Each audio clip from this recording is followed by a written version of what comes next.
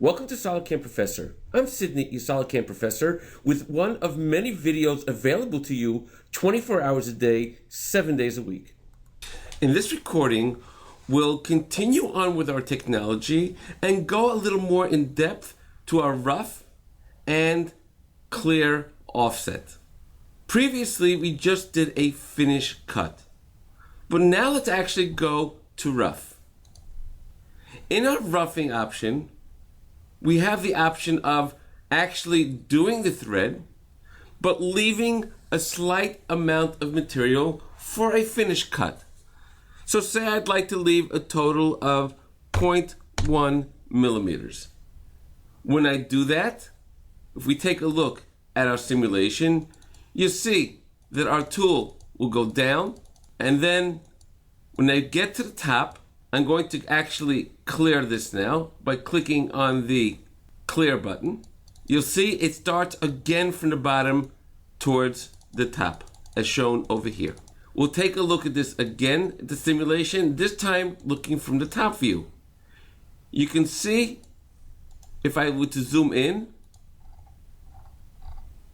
the rough cut and then the finish cut. You can see the approach and the lead out. Now let's go back to the operation again. This time, however, I'd like to use the option of clear offset. Clear offset is very helpful when there is a lot of material to be taken off inside the hole itself, and you want to do it gradually. So with clear offset, we have the actual offset that we'd like to take. And in this particular case, I'd like to have, since the pitch itself is 2.5 millimeters, I'd like to actually do a clear offset of, say, 2 millimeters. Then we have our step over. A step over can be either constant or variable. If I were to do constant, I would put a value of how much I'd like to step in each time. Say 0.5 millimeter. If I have to do variable, I can actually control the step over in 3 steps, 2 steps, or 1 step, as shown over here. Let's do it variable with 3 steps, where the first one will be going to 50% of the depth, the second one going to 75% of the depth, and the third one going towards the end, of course, leaving over what's left of the offset. Let's take a look at the tool path now after I calculate, and we'll run our simulation. You'll see the following. We have our first step, second step, and then our third step, and then we have our finished cut over here. Now, since I'm already here, let's take a look exactly the effect of my start angle. Note right now is starting exactly over here at 0 degrees. If I were to change it, say to 45 degrees, do save and calculate, what you'll see now is that it's actually going to be starting in this angle at 45 degrees of that thread. So I can actually have complete control of the start angle of my thread itself. I'm going to put it back to 0. Now what I'd like to do is to make a change. I'd like to make a new operation, this time working on the outside. So I'm just going to do save and copy. The geometry is the exact same geometry as it's also at the center of the hole.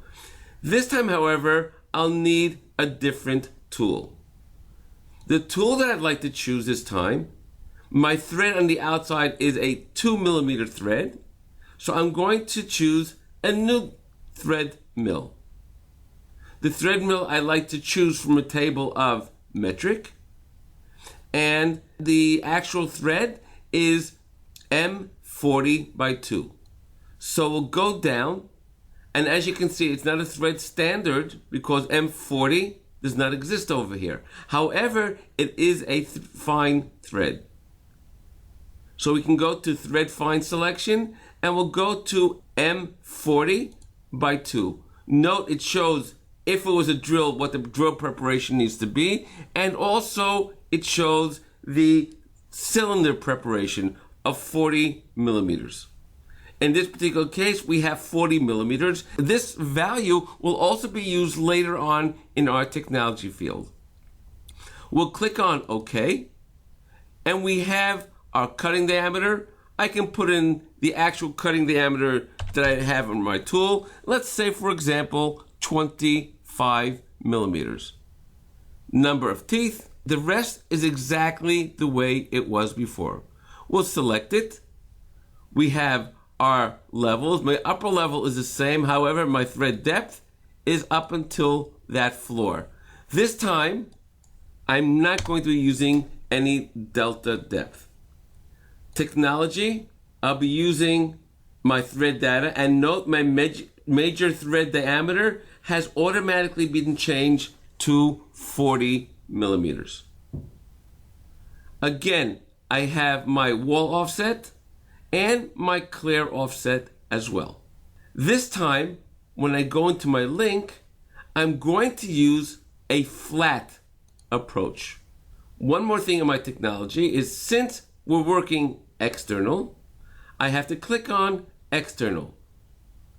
And I'm going to be working from top to bottom as I like to work in climb milling. In my link, I'll be using a flat retreat this time.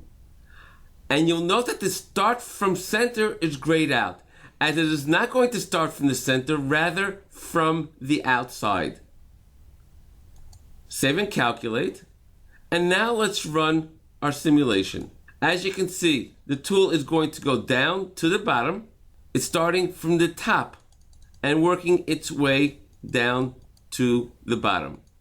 Now, if I did not want it to go exactly to the bottom, with fear of touching the actual bottom surface itself, I can always go to my levels and change my delta to 0.1 millimeters so that it does not touch the bottom of the floor. Save and calculate, and again, run my simulation. You'll see that the tool goes down, and if I get to the very bottom, you'll see that it'll leave exactly that amount at the bottom, 0.1 millimeters. We can also see this over here in the simulation data, that the Z is going to minus 19.9 and not 20 millimeters. This way, it will not touch the bottom of the part. For more videos on SolidCAM Professor, please go to our website, www.solidcam.com, and look for the tab called SolidCAM Professor. Thank you for joining us on SolidCAM Professor. Take care and have a nice day.